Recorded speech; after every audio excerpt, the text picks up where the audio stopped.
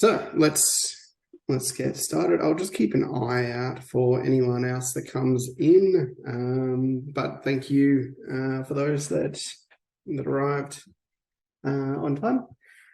So yeah, we're going to be looking at how to make sales from existing traffic from CRO. So we'll define that shortly. So the typical website converts around 2.35%, with 10% of companies seeing a higher conversion rate than that average. Generally, from organic traffic, we like to see around between 5 to 10%.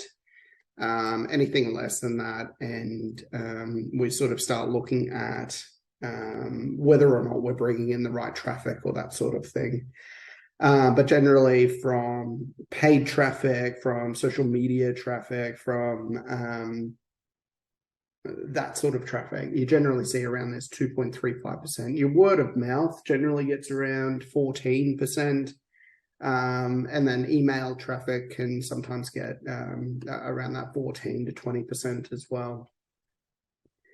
So when they did a study around whether or not companies were satisfied with their conversion rate, they found that most were not. And I mean, 2.35% is not a lot. So when you consider, so we've got John's Jandals and we've got Jim's Jandals. I'm not from New Zealand, but I just like the wording. So we've got 500 visits per month, but one has a conversion rate of 2.35%. The other has just a 1 percentage difference, and it leads to $250 extra per month. Using the same, so we've got Jill's job. There's not a hidden meaning behind here. I was thinking more physio, then I can see how that goes. But jandals and joints were not meant to be together, unless you're Rastafarian or something like that. So same data, except we're changing the sale value. So a physio would generally charge $250 per session. So this actually leads to an extra $1,250 per month. So if we flip that a little bit, we're actually losing $1,250 per month off of a 1% conversion or lack of conversion. So this is me being ET in my little... Yeah, it was taken a little while ago. So we were finalists in the 2021-2022 Global Search Award. So this is the biggest award that we can get in our industry. Unfortunately, we didn't take it, but neither did Online Marketing Guru, so I don't feel so bad. I'm a judge for the Australian Web Awards as well, so I judge other companies in my industry as to whether or not... good one, Jatisa. That was completely unintentional, but I might leave that in there if I ever do this again. In the last 4 years, we've made a lot of money for our clients. So yeah, pretty sure that we know what we're doing. We're going to cover over the next however long we've got, what conversion rate optimization is and how you can actually develop an optimization plan so that you can run this in the video call yourself, or you can at least assess whether or not a marketing company is doing it effectively for you. And then just looking at some of the tools that are available to you that are really useful. So conversion rate optimization is the process of optimizing web pages to improve conversion rate. So where search engine optimization comes is all about optimizing for search engines. This is all about your existing traffic. So that traffic that you're already getting, making sure that that is turning into sales for you. the process is fairly simple. It's very scientific in its process. So you generally get, if you were a scientist, you would generally go down the same route. You would look at discovery, hypothesis, prioritization, testing, and analysis. And this is sort of how the process has been developed over time as well. They wanted to keep it as close to the scientific method as possible. And I do feel a little bit like a scientist when I go through this process. So it is fun. So just looking at discovery, this is all about figuring out who your customer actually is. What are they wanting? How are they behaving? Those sorts of questions. So if you were to develop an optimization plan, I would want you guys to sit down and think about these questions over a good period of time. Don't just sit there for 10 minutes and go, okay, these are my favorite customers and clients, whatever you want to call them. And then that's job done. Really delve into what is it about them that you actually like. Is it that they pay on time? Is it that they are repeat customers? Is it that they're just easy to work with? Is it that there's challenges there, that you've got a really good relationship, but the work that they bring in is just really challenging and it really forces you to grow? And so you get a little bit more value out of that because you're growing as a person. Like, what is it that makes them your favorite customer? What stage of business are they in? So are they in a growth phase? Are they in a stagnation phase? Like, what phase? I'm obviously not an accountant here, but Jatixa or Dave might be able to help me out with those stages of business. But whether they're ready to grow, are they in that startup phase? Where are they? And there's no right or wrong answers here. It's just a matter of really untangling what it is that you want to see from a customer and really understanding who they are. And any marketer that you talk to will probably tell you to start with this anyway. It's the starting point for any sort of marketing activity, and conversion rate optimization is also a marketing activity, but it's more closely aligned to sales.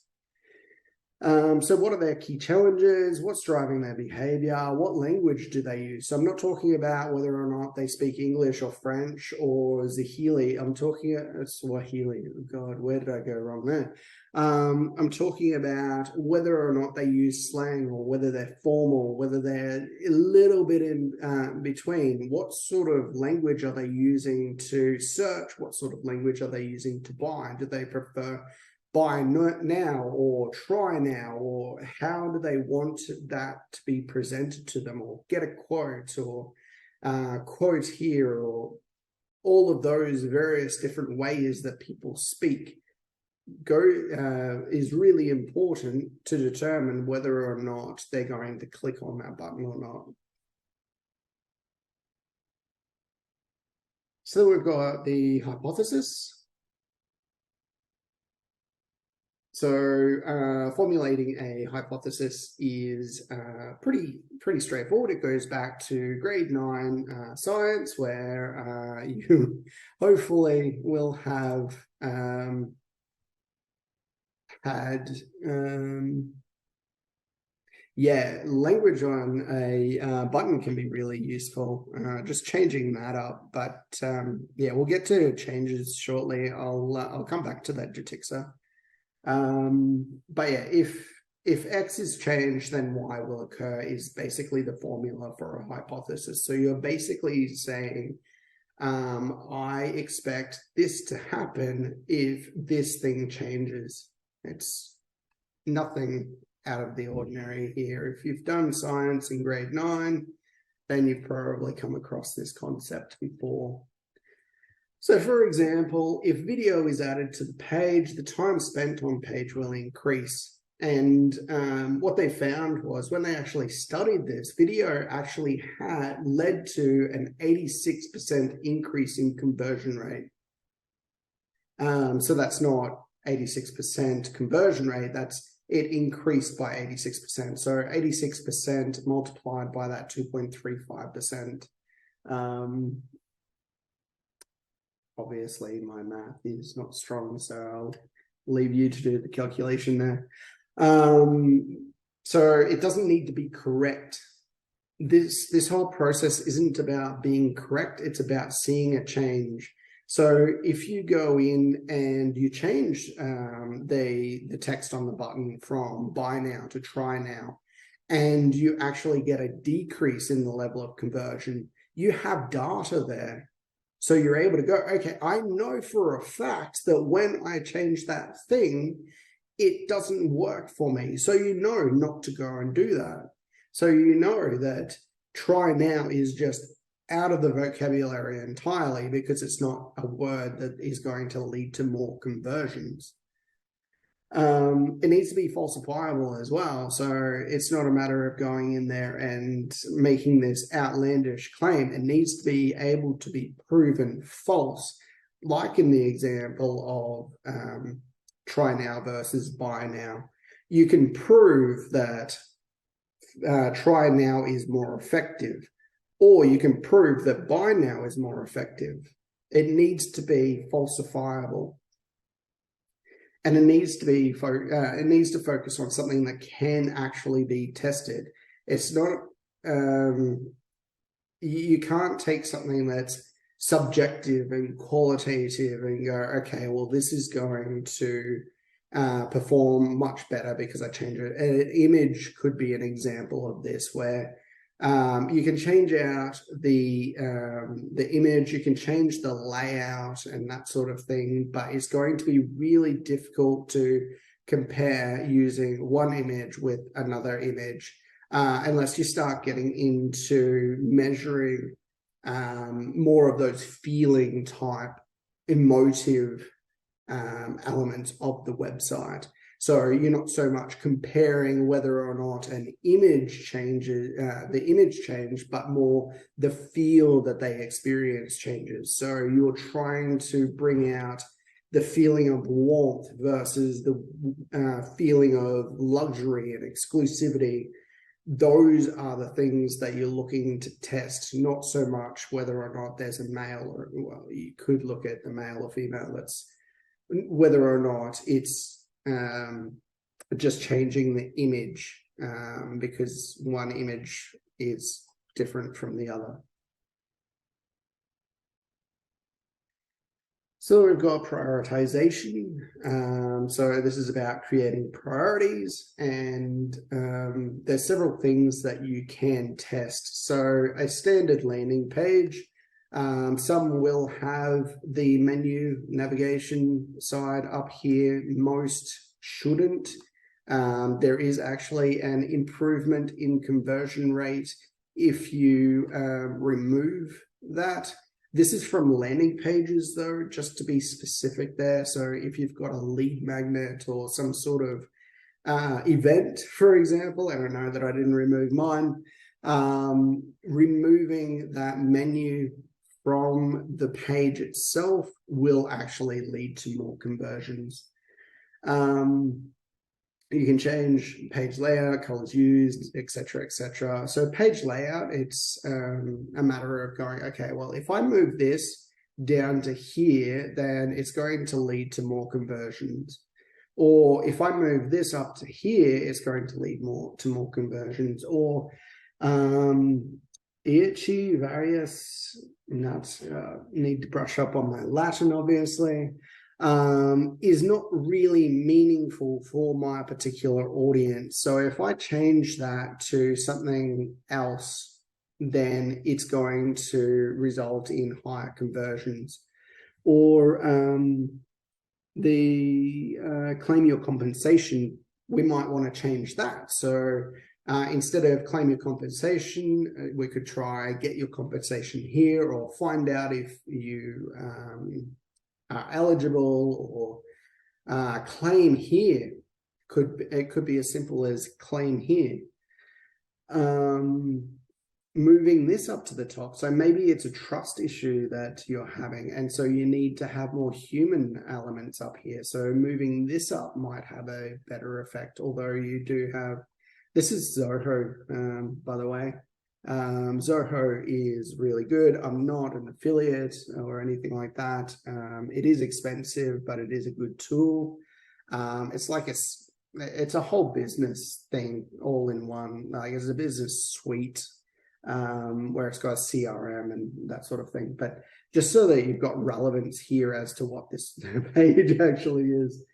So we can actually change out the images used, but we're looking at not changing them out for the sake of changing them out, but looking at those feelings that you're trying to create.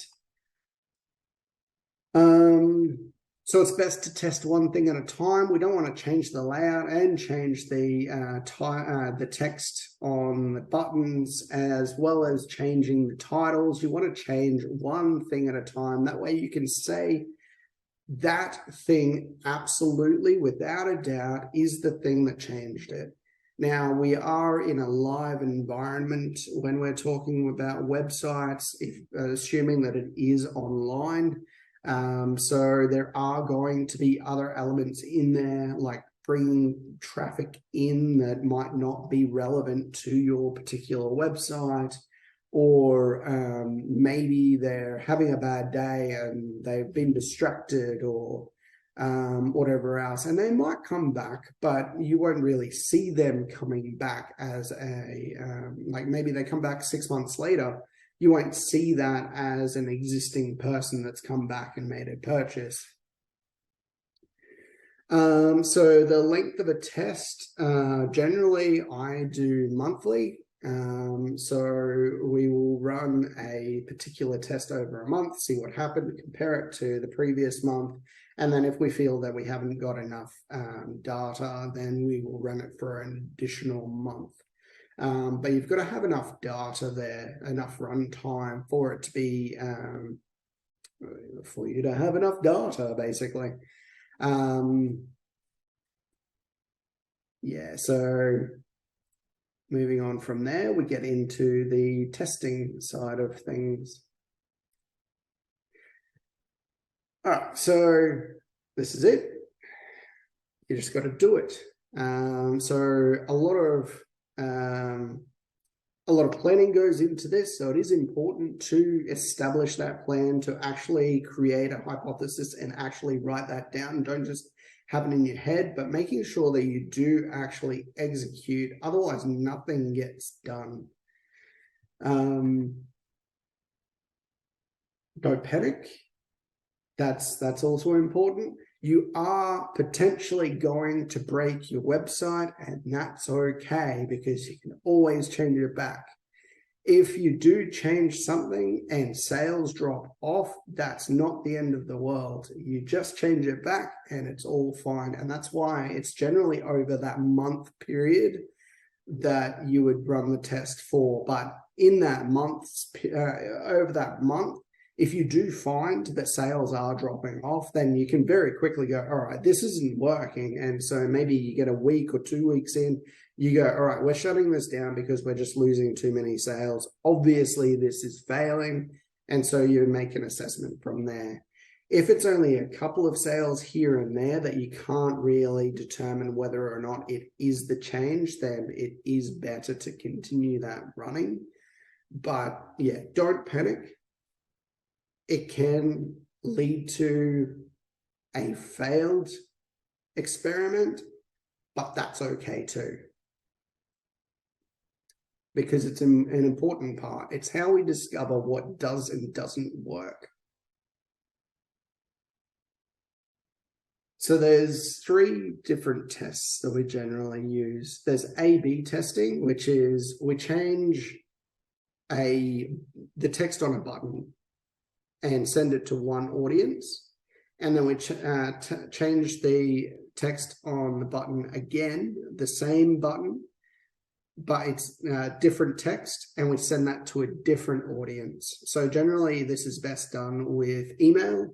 So you send out the landing page to those 2 different audiences, and you see which one performs better. You see this a lot in email marketing, where you'll have email marketers go in, they'll try one subject line with a particular audience and another subject line with another audience and see which one performs better.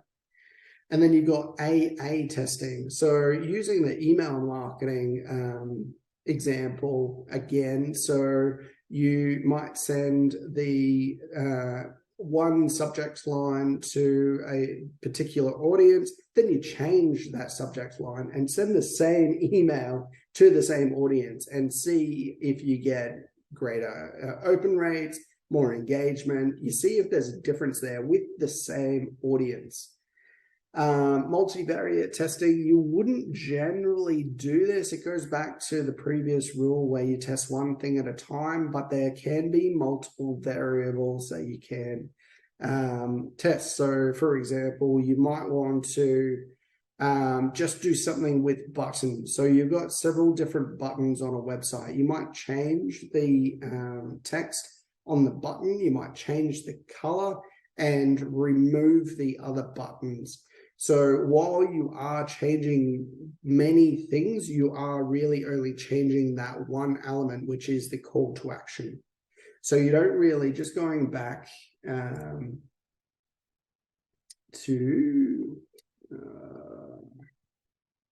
just bear with me.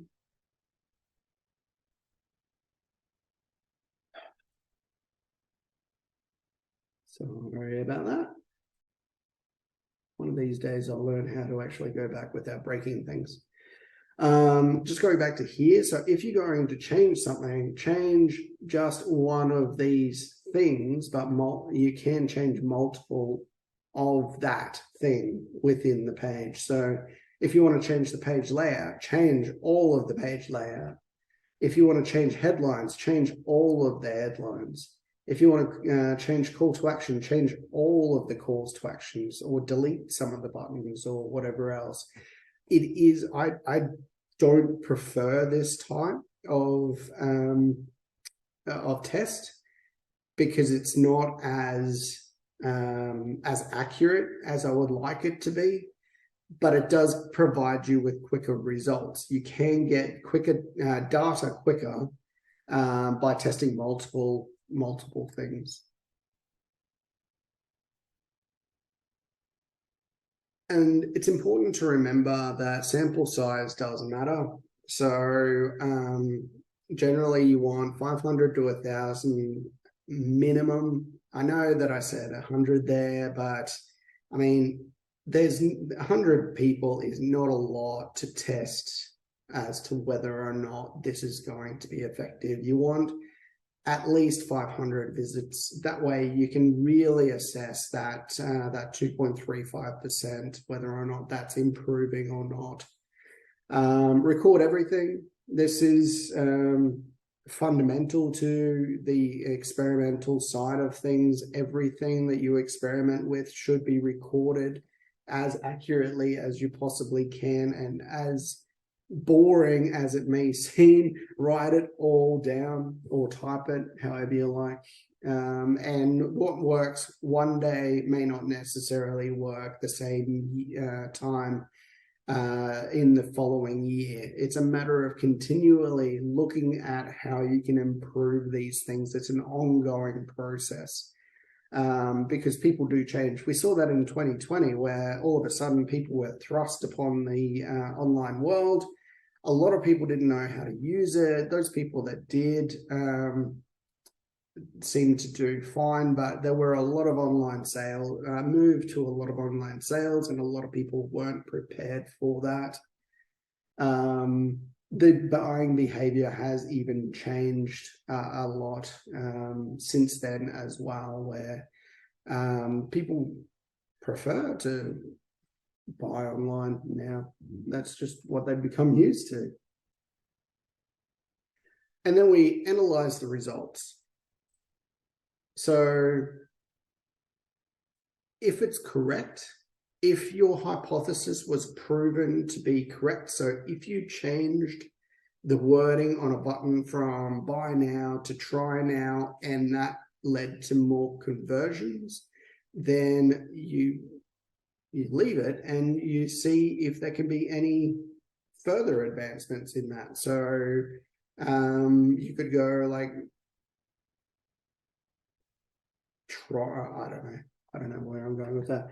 But yeah, you look for more ways that you can increase that conversion even further. So rather than just going, okay, great, job done, you continue down the line with that. You may not go straight into that experiment. So it might be that you are wanting to try something else because you feel that maybe changing the page layout would be more effective. Then you can move on to that experiment and create a hypothesis around that. But do write it down and do go back to what you feel might be lead to more improvements later on as well. If it's incorrect, then think about the things that led to that. So what do you feel might have led to the try now not being as effective as the buy now? What's linked to that? Like, are they going try now and they're going into a sales process and they're not really ready for that? Whereas if they clicked buy now and they went into a sales process, that sort of lines up with that wording. Whereas if they go try now and then they go into a demo or they get a sample or something like that, that might be something that's more expected. So that would be why it's effective. Like just thinking about why these things might not be correct. And then looking at the data as well and saying, okay, did I measure for long enough? Does this need an additional month? Does it need 6 months to really figure out whether or not this is an effective change to bring in more conversions? The other thing that you really should be doing a lot, and something that we should be here at Digimark as well, is surveys. So asking your people what it is that they like about your website, what it is that they don't like about your website, but not just asking them whether or not they like it, but really delving into whether or not it answers their questions, whether or not it offers them something that they actually want, whether or not it is something that is going to be useful to them in the future if they're not ready to purchase something now. And then repeat. So formulate that new hypothesis, design and conduct a new test, and repeat, and do it again, and then do it again, and then do it again, until you're sick of it. So these are the tools that we recommend. So Google Analytics, every single person who has a website should have Google Analytics. It's free. It tells you so much information. If you don't have Google Analytics, go and get it. Kissmetrics is really good. It provides you with a lot of data, especially around conversion data. Same with Adobe Analytics. So this was previously Clicky, I think, but Adobe bought it. Kissmetrics and Adobe do provide similar data collection, the same as what Google Analytics does, but they go one step further. SurveyMonkey is all about surveys. Crazy Egg, Hotjar are both about heat mapping. So you can actually record events on your website and see what people are doing and how they're using your website through screen recordings. You can also do heat mapping. So this is where it shows what clicks you're actually receiving and where they're clicking. So if they're clicking on a particular button more often than not, it will show up in this heat map. So you can see that, just going back to that example, if we remove the top button, I'm not going to, oh, there we go. Let me go. I'm learning as we go. So the heat map would show that this actually has a lot more conversion than this one, for example, or maybe it's the opposite. And using Hotjar or Crazy Egg would be able to tell you that, because you'll get more clicks on this one, or maybe this one, or maybe they're clicking on one of these guys down here. And then you've got these tools down here. So Optimizely, Google Optimize, which is another free tool, and Unbounce as well. So these are all about A/B testing your landing pages. Really powerful tools. Google provides you with a lot. I'm again not affiliated with Google. I do tend to work a lot in Google though, because they do have these free tools. Actually, I think Optimize, you need to have Google Workspace.